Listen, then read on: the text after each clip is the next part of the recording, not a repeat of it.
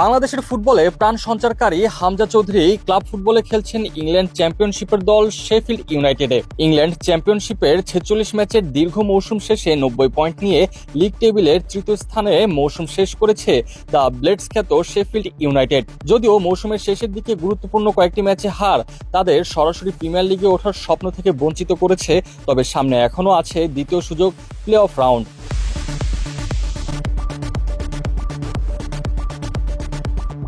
চ্যাম্পিয়নশিপের নিয়ম অনুযায়ী টেবিলের 3 থেকে 6 থাকা দলগুলো প্রিমিয়ার লিগে উঠতে প্লে অফে মুখোমুখি হয়। এবার প্লে অফে শেফিল্ড ইউনাইটেডের প্রতিপক্ষ হিসেবে আছে সান্ডারল্যান্ড, কভেন্ট্রি সিটি ও ব্রিস্টল সিটি। প্রথম সেমিফাইনালেই 9 মে ব্রিস্টলের বিপক্ষে প্রথম লেগে মাঠে নামবে হামজার দল। ঘরের মাঠে দ্বিতীয় লেগ অনুষ্ঠিত হবে 13 মে। 2 লেগ মিলিয়ে যারা জয়ী হবে তারা খেলবে অপর সেমিফাইনালের বিজয়ীর বিপক্ষে ওয়েম্বলি স্টেডিয়ামে 24 মে। এই ফাইনাল ম্যাচে বিজয়ী দলই পাবে ইংলিশ প্রিমিয়ার লিগে খেলার সুযোগ।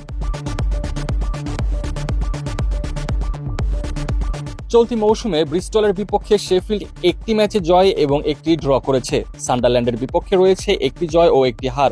কভেন্ট্রির বিপক্ষেও রয়েছে একই ফলাফল, একটি জয় ও একটি ড্র। পরিসংখ্যানও বলছে প্রতিপক্ষদের তুলনায় শক্তিমত্তায় এগিয়ে হামজার শেফিল্ড ইউনাইটেড।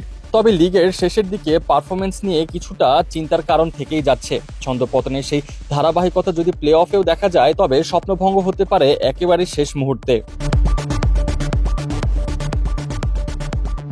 কিন্তু পুরো বিষয়টি আরো জটিল হয়ে দাঁড়িয়েছে হামজা চৌধুরীর জন্য, কারণ তিনি এখনো কাগজে কলমে লেস্টার সিটির খেলোয়াড়। লেস্টার আগামী মৌসুমে চ্যাম্পিয়নশিপে খেলবে, ফলে শেফিল্ড যদি প্রিমিয়ার লিগে উঠেও যায় হামজার সেখানে খেলার বিষয়টি নিশ্চিত নয়। তাকে স্থায়ীভাবে কিনে নেওয়া না হলে বা ধারে না রাখা হলে প্রিমিয়ার লিগে ফেরাও তার জন্য অনিশ্চিতই রয়ে যাবে।